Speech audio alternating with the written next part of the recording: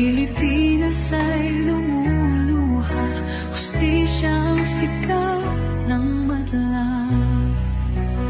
Tatay, di ko hindi ka nag-iisa.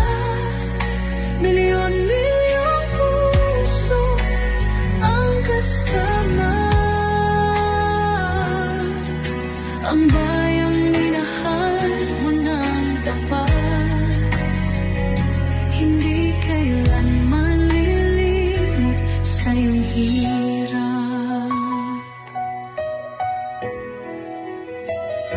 Ilang taon mong isinakripisyo, kapayapaan, kaunlaran para sa Pilipino.